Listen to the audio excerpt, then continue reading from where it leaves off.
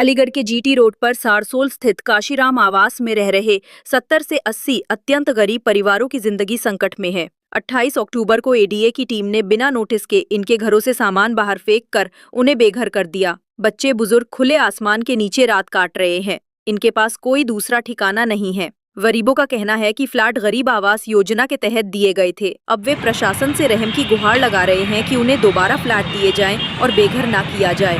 काशीराम आवास में मैं रहती हूँ, एडीओ वाले फ्लैटों में।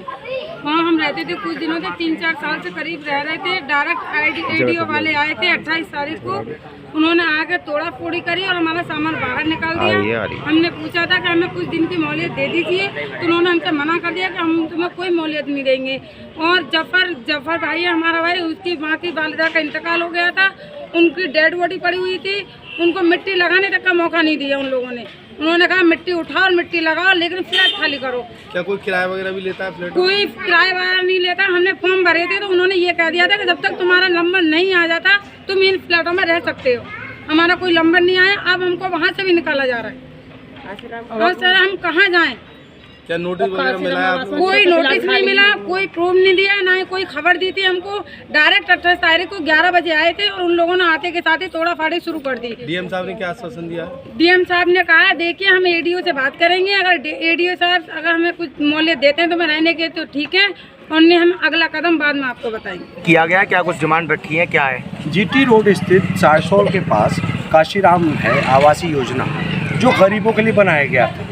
ये नाम की योजना है गरीबों के लिए। और आज मेरे साथ अलीगढ़ के अत्यंत गरीब लोग, झाड़ू पोछा करने वाली औरतें, जो घर में खाना बना करके किसी तरह से अपने बच्चों का पेट पालने वाली औरतें, उन लोगों के साथ जो लोग वहाँ रह रहे थे, गरीब लोग कई सालों से रह रहे थे फ्लैट में जो काशीराम आवास योजना का, उनके साथ बेरहमी से 28 अक्टूबर में 11 बजे एडीए पहुँचता है। बिना किसी नोटिस के, बिना किसी लिखित नोटिस के इन लोगों का सामान बाहर फेंकता है और उसके बाद इनको सबको बेदखल कर देता है। और इन लोगों ने ये बताया कि वहाँ एक मैयत पड़ी हुई थी, उसको भी मौका नहीं दिया गया। और जिस बेरहमी से इनके साथ, और ये भी लोग बता रहे हैं, इनके साथ मारपीट भी की गई और इनको निकाला गया। मैं कहना चाहता हूँ कि इस देश के अंदर गरीबों की जगह है या नहीं है। ये सरकार एक गरीब विरोधी सरकार है और कहीं ना कहीं पूरी तरह से ये बात साबित होती है, क्योंकि जिस तरह से गरीबों पर ये प्रहार कर रही है, आज ये गरीबों को बेघर करके, और आज ये 28 तारीख से और अभी 31 तारीख हो रही है, ये वहीं फ्लैट के बाहर। एडीए का कहना ये है कि ये लोग अवैध रूप से रह रहे थे, फ्लैट जो इनको आवंटित नहीं किए गए।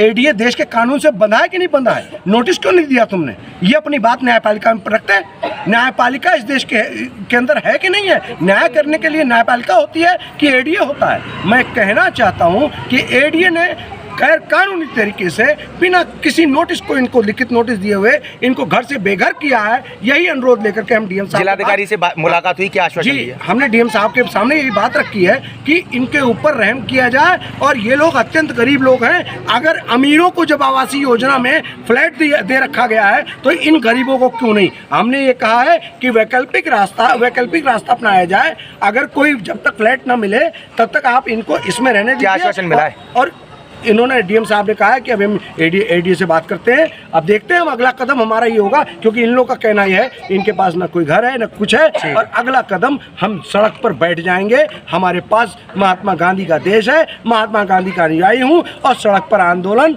धरना, प्रदर्शन, जो भी करना पड़ा, आमरण अनशन, भूख हड़ताल, सब करेंगे। गरीबों के साथ खड़े हैं, क्योंकि बेघर किया गया है बिना किसी नोटिस के साथ।